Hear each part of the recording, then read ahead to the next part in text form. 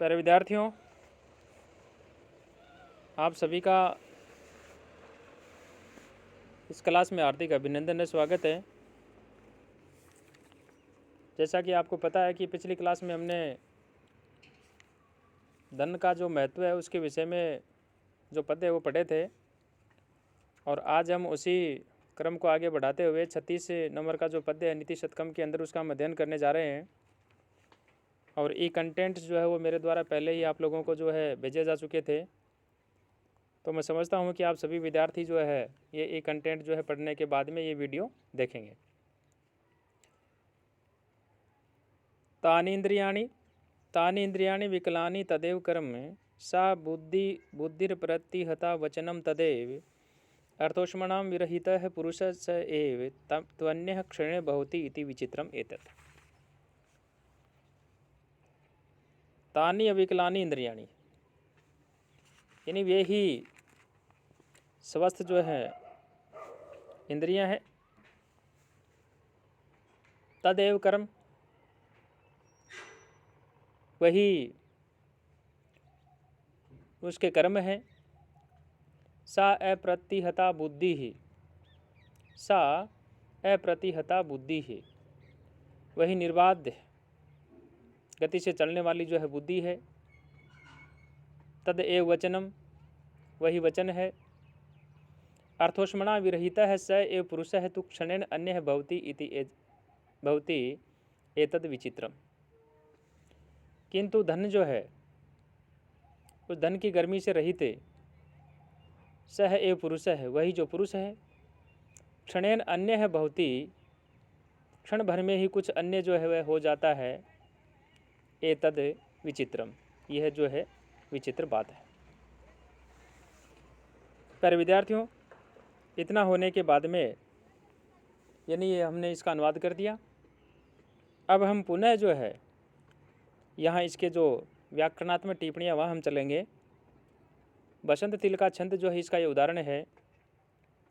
और तानी इंद्रियाणी, यहाँ इस पहली ही लाइन में पहला जो शब्द है यहाँ हम टिप्पणी जो है वो लिख सकते हैं। जैसे तत्ते तानी आ जाएगा। इंद्रियाणी यहाँ यण संधि बता सकते हैं। तदेव यहाँ हम संधि बता सकते हैं। सा यहाँ जो है हम सर्वनाम शब्द बता सकते हैं।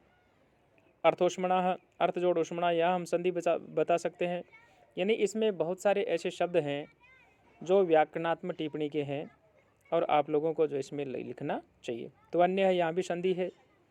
भवती इति, यहाँ पर भी जो है हम इसके अंदर जो है जो टिप्पणियाँ है उसको हम बताते हुए भवती को अलग कर देंगे, इति को अलग कर देंगे। भवती हमारा शब्द हो जाएगा, इति हमारा अव्यय हो जाएगा।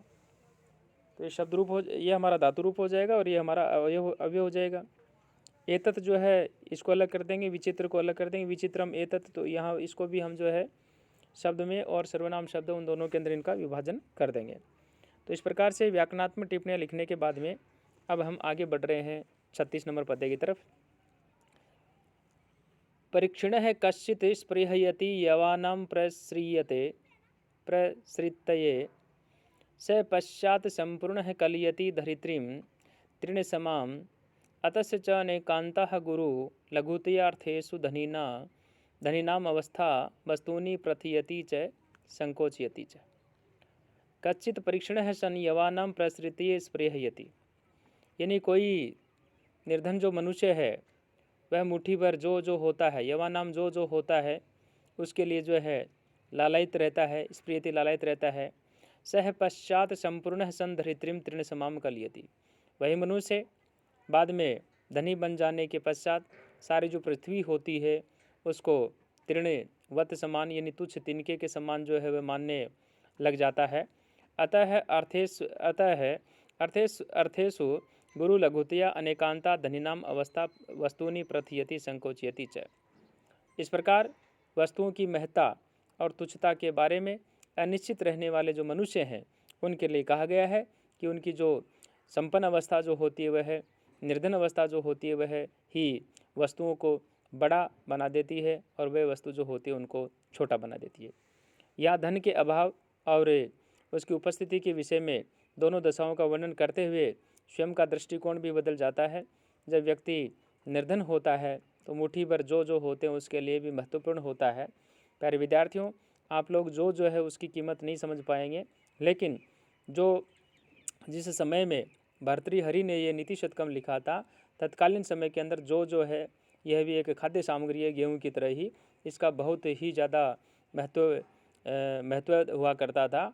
और वही व्यक्ति जब धनी हो जाता है तो उस समय सारी जो पृथ्वी होती है उसको तुच्छ मानने लग जाता है। तो चीज़ें सारी की सारी वही रहती हैं, परंतु जो पहले थी, किंतु धन के अभाव के अंदर समृद्धता पाने वाले जो व्यक्ति होते हैं उनकी दृष्टि जो होती है वह चेंज हो जाती है, बदल जाती है। दरिद्र व्यक्ति के लिए 1 रुपया जो होता है वह बेकीमती होता है, किंतु वही व्यक्ति धनी होने पर लाखों रुपए जो होते हैं उनको भी नगण्य समझने लग जाता है, अर्थात उनको कुछ भी नहीं मानता है। इस प्रकार से किसी भी वस्तु जो होती है उसकी गुरुता अथवा लघुता के विषय में अनिश्चितता रखने वाले व्यक्ति की दशा जो है वह ही कभी वस्तुओं को बड़ा बना देती है और कभी जो है छोटा बना देती है। निर्धनता तुच्छ वस्तु को भी महत्वपूर्ण बना देती है तथा समृद्धता बड़ी वस्तु जो होती है उसको भी तुच्छे बना देती है। तो आपको ये शिखरणी छंद का उदाहरण है। इतना सब कुछ होने के बाद में व्याकरणात्मक टिप्पणियाँ हैं, उनकी ओर हमारे को जो है आगे बढ़ना है, और यहाँ उनको ध्यान में रखते हुए ही हमारे को जो है ये शब्द रूप है, धातु रूप है, अव्यय है, सर्वनाम है, संज्ञा शब्द है, ये सारे के सारे हमारे को इसके अंदर लिखने हैं। अब आगे जो पद्य है वो आ रहा है 38 नंबर का पद्य, और यहाँ पर हम जो है इससे संबंधित हम बातें करेंगे। राजन दुदुक्षसि यदि क्षितिधेनुमेनां तेनादे वत्सम इव लोकम उमम पुषाण तस्मिन्स्य सम्यक निशम परिपुष्यमाणे नाना फलम फलति कल्पलते भूमि। हे राजन, यदि एनां क्षितिधेनुं दुदुक्षसि तर्हि तेन अदे अमुम लोकम वत्सम इव पुषाण। हे राजन, यदि यहाँ बहुत ही गहरी बात कही गई है कि हे राजन, यदि तुम इस पृथ्वी रूपी जो गाय है इसको यदि दूहना चाहते हो तो क्या करें, यहाँ वत्सम इव पुषाण, यानी जो प्रजाजन है उन प्रजाजनों का बछड़े की तरह जो है पालन करो। तस्मिन् च अनिशम परिपुष्यमाणे भूमि ही कल्पलता इव नाना फलम फलति। उस प्रजा के ठीक तरह से परिपालित होने पर ये जो धरती है ये कल्पलता की तरह है, अनेक प्रकार की जो समृद्धि है वह प्रदान करती है, जो समृद्धि प्रदान करती है। तो प्यारे विद्यार्थियों, यहाँ जो राजा होता है उसके लिए भी धन जो है, धन को बचा करके रखने की आवश्यकता होती है, ये बात कही गई। चूँकि राजा का कोष जो है शक्तिशाली जो होगा तो वहाँ राजा जो है उसकी जो क्षमता है वह भी बढ़ जाएगी, और ऐसी समृद्धि पाने के लिए राजा को प्रजापालक बनना होता है। और कोई भी विद्वान जो मंत्री है राजा को संबोधित करते हुए कहता है कि हे राजन, यदि गो तुल्य जो धरती है इसका यदि आप दोहन करना चाहते हो तो वत्स के तुल्य जो प्रजा है उसका आप पहले भली प्रकार से पोषण करो, और फिर बछड़े की जो है अपेक्षा करने से गाय जो है पर्याप्त दूर जो है नहीं होती। प्रजा जो होती है, प्रजा की उपेक्षा से राजा भी समृद्ध नहीं हो पाता। यदि राजा प्रजा पालन करता है, धरती माता भी कल्पलता के सम्मान ही जो है फल प्रदान करती रहती है। अतः जो शासक हैं, जो प्रशासक हैं, उनको जन कल्याण पर विशेष जो है ध्यान देने की आवश्यकता है। ये वसंत तिल का जो छंद है उसका ये उदाहरण है, और अन्य जो व्याकरणात्मक टिप्पणियाँ हैं वो भी आप जो है इसके अंदर देख सकते हैं, यानी इसके अंदर आप लिखने का प्रयास करें। संधियाँ भी इसमें, जैसे दूसरी लाइन में यदि हम चर्चा करें तो तेनाद्य आया, तो यहाँ यहाँ आप व्याकरणात्मक टिप्पणी लिख सकते हैं। इसके अलावा बहुत सारे, जैसे क्षिति आ गया, यहाँ पर आप टिप्पणी लिख सकते हैं। तो जो व्याकरणात्मक टिप्पणियाँ हैं उनको तो आपको ध्यान में रखना ही पड़ेगा, क्योंकि बिना उनके आपके नंबर आने की संभावना थोड़ी कम रहती है। आएंगे बट उतने नहीं आएंगे, जितना टिप्पणी लिखोगे उतने उनमें से ज़्यादा आएंगे। खैर, अब हम बात करते हैं अगला जो पद्य है उसके। यहाँ इस पद्य के अंदर राजनीति जो है उसके अनेक रूप होते हैं, उनकी अनेक रूपता का यहाँ वर्णन किया गया, उसी के विषय में ये बात कही गई है। सत्यानृता च परुषा पीरिवादिनी च हिंस्रा दयालुरपि चार्थपरा वदान्याः नित्यवया प्रचुर नित्य धनागमा च वरंगनेव नृपनीति नेकरूपा। राजनीति जो होती है उसके विषय में कहा, क्वचित सत्या अनृत्या च परुषा, यानी कहीं कहीं ये राजनीति जो होती है यह कहीं कहीं सत्य बोलने वाली होती है और कहीं कहीं जो है असत्य बोलने वाली भी होती है, अभाषणी भी, असत्य भाषणी भी होती है। परुषा प्रिय वादनीचे, और कहीं कहीं वह कठोर जो है वह बोलने वाले भी होते हैं और कहीं कहीं मृदु भाषणी भी होती है। हिंस्रा दयालु अपि च अर्थपरा वदान्यः, कहीं हिंसक तथा कहीं दयालु और कहीं जो है परावदान्यः, कहीं कहीं जो है ये स्वार्थ तत्पर और कहीं अन्यतर जो है उदार भी होती है, यानी दान करने वाली दानदात्री भी होती है।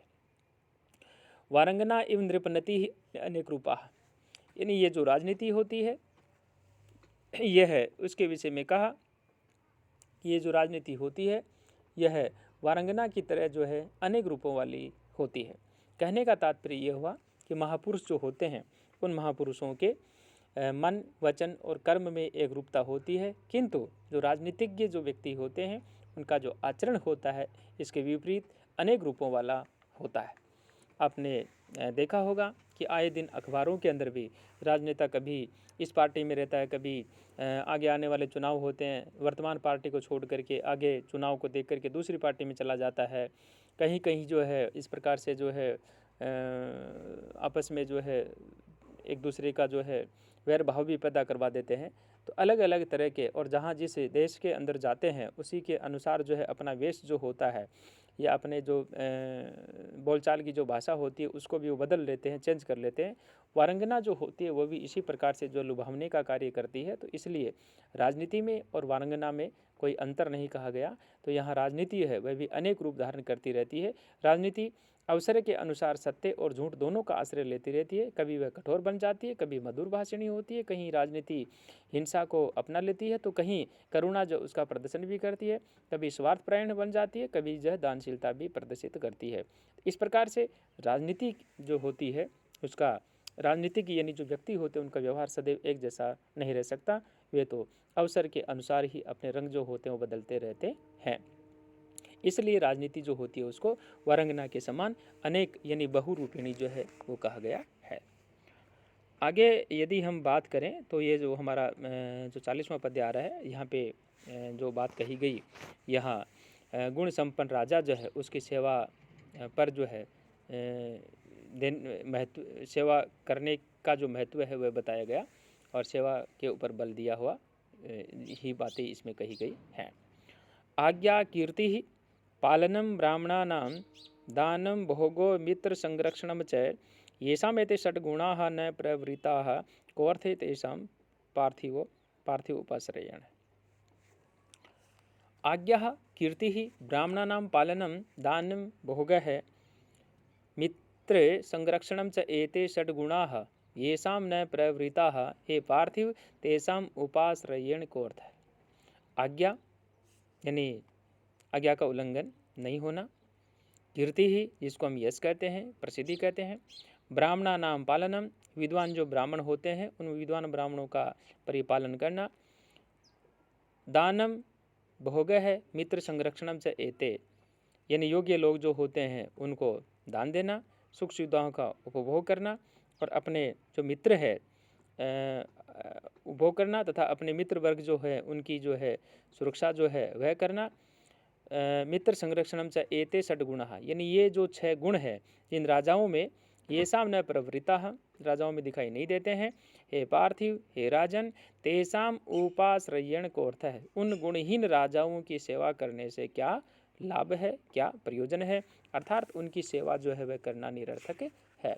तो प्यारे विद्यार्थियों इस प्रकार से यहाँ इसके अंदर जो बातें कही हैं वह है राजा जो है उस राजा को समझाते हुए बातें कही गई हैं। आप सभी जो है इनके अंदर जो व्याकरणात्मक टिप्पणियाँ हैं उनका जो है ध्यान रखेंगे और उनको ध्यान में रखते हुए आप जो है इनका वाचन करेंगे, इनको याद करेंगे। सभी विद्यार्थियों को जो है मेरी ओर से बहुत बहुत आभार।